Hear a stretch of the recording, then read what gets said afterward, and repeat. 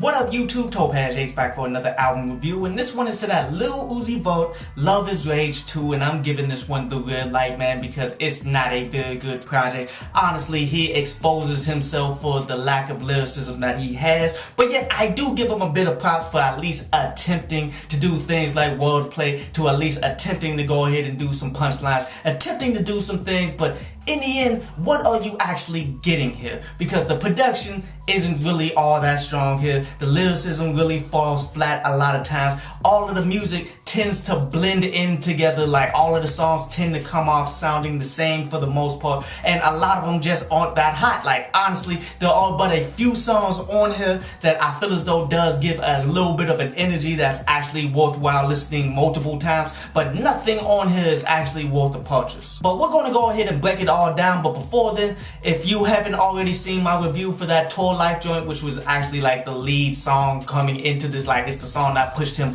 over the edge, like this song I've already made a review for, so if you want to gather a better understanding of this entire project, you should definitely go out there and watch that review too. But let's start off with the song 2, and this was the intro to the entire album. And you know, usually the intro is the thing that sets the tone for the entire album, and this did just that, even though I feel as though it was still on the better end of all of the songs that he got. But yet what he's talking about here is the success that he has, all the money and the power that he got and all of that. Like this is the common theme for the vast majority of these songs here. If you think that he's going to stop talking about it after this point, you're absolutely wrong. This is all that it's really about. So in fact, it is setting the tone, but yet not in a good way. The next song that was was that Sauce It Up, where this song is, the basic premise is having the sauce, which is you being the man, you having the swag, you can go out here, do whatever you want to. This is him just having that basic premise and just running with it, just spitting random balls and all that. And songs like this is where he really falls short as an MC,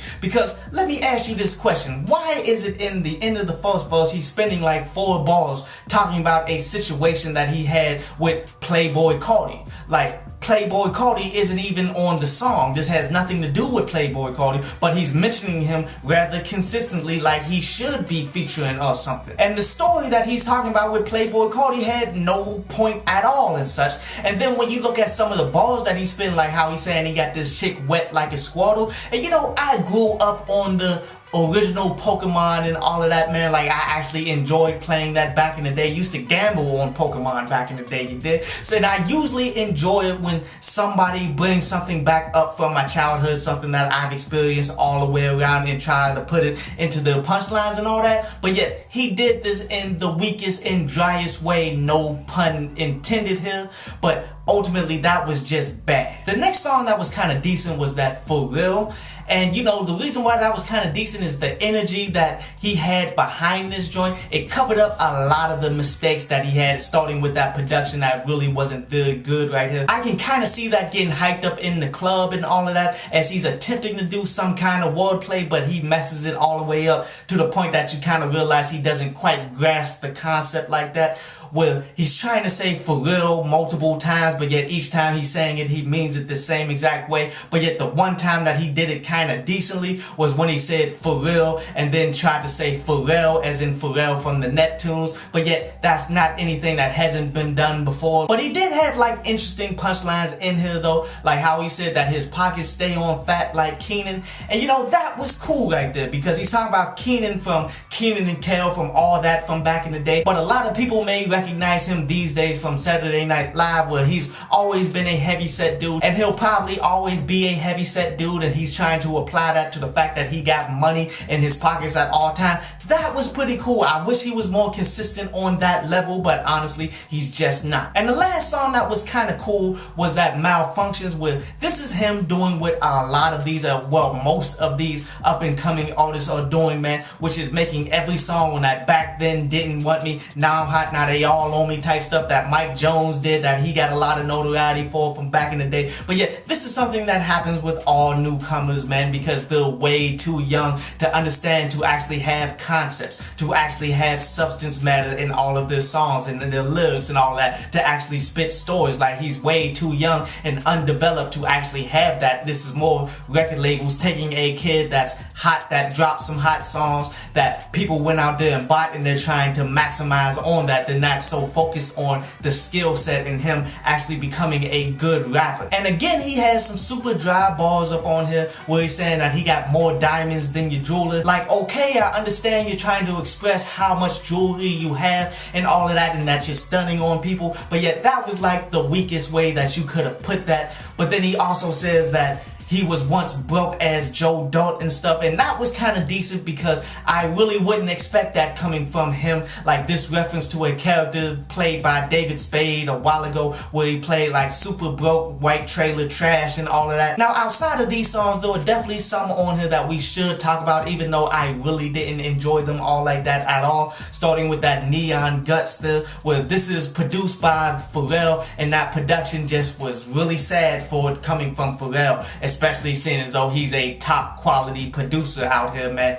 But this is more like a weed song with really just spitting here, but yet it's interesting some of the things that Lil Uzi was saying, and the fact that Pharrell flipped up his flow to doing how these youngins are spitting so he could fit in. And you know, a lot of people are going to give him way more credit than what I'm going to give him, because quite honestly, anybody can do what these youngins is doing. It's so simplistic. But then what Uzi Vert was saying on here was maybe some of the best bars off of this entire project. Like how he said that he got a yellow painting with a yellow bride, and she's probably Marge. And that was cool because that's a reference to The Simpsons, as The Simpsons are always colored yellow, and he's talking like a yellow bride is in a super light-skinned woman and all of that, like a red bone. But then he can't help but to drop some super dry bars as well, saying how he's fresh like Carlton, but yet he'll kill him like Will, an obvious wordplay that's geared to the Fresh Prince of Bel-Air. The next song I guess we should talk about is that Unfazed, because it got The Weeknd on it, and that got all of the essence of the next up-and-coming single that'll probably have a video to the, well, what they're ultimately talking about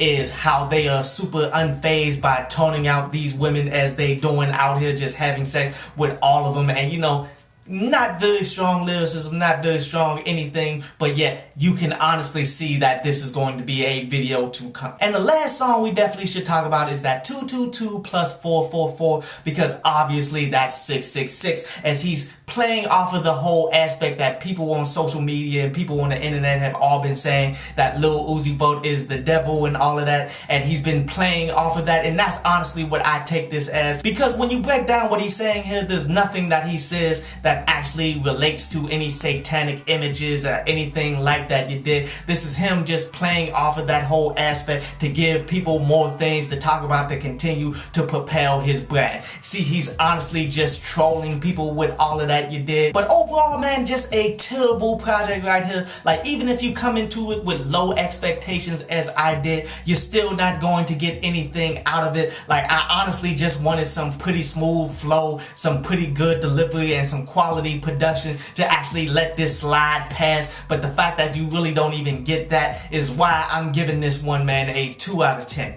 But a quick recap here, man. The positives that I'm taking from this, pretty much next to nothing outside the fact that he's making an attempt. Like, give me that attempt, because therefore we can build from there. You can actually get sat down by some skillful individuals in order to get better. But yet the negatives is, it's just a bad project all the way around. But this concludes today's review, man, and now we're going to jump to a brief instrumental from underground producer 7.5 The Producer before we jump into the news, and then jump into an article from downloadpass.com.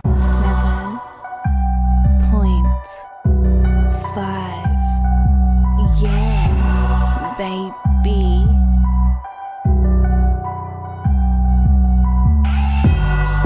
So have you guys seen that Kendrick came out and confirmed something that people have been talking about on Reddit and on social media, saying that if you listen to his damn album backwards, then it's pretty much a whole separate theme. And you know, personally, I haven't done that, but the fact that he's come out and confirmed that it has a completely different vibe, a completely different story somewhat, if you listen to it backwards, then now I'm gonna go back and listen to the whole thing in reverse to see if this is real.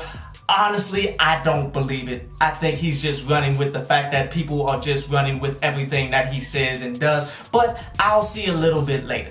But anyway, on to today's article from downloadpads.com, and today's article is about having the right tools, you dig, for the job. Because this is an important thing, especially when it comes to the music industry, because people think if they got the money, if they got the connections, then automatically they're going to find the success, they're going to be the biggest in the game. But honestly, that's not the case. You need the right tools. Like, those tools are nice to have. They could actually help you move a little bit faster in this journey that you're trying to do. But in the end, your proper tools is your creativity, your business mindset, your ability to go in and go out here and do what you want to do, your lack of fear to be who you are. Those are the core foundational tools that you must have to go along with the grind and the hustle to actually wake up every day and do the same thing every day, but yet continue to push yourself forward. Having all of these tools will take you farther than anything else in this lifetime. I hope you enjoyed the show.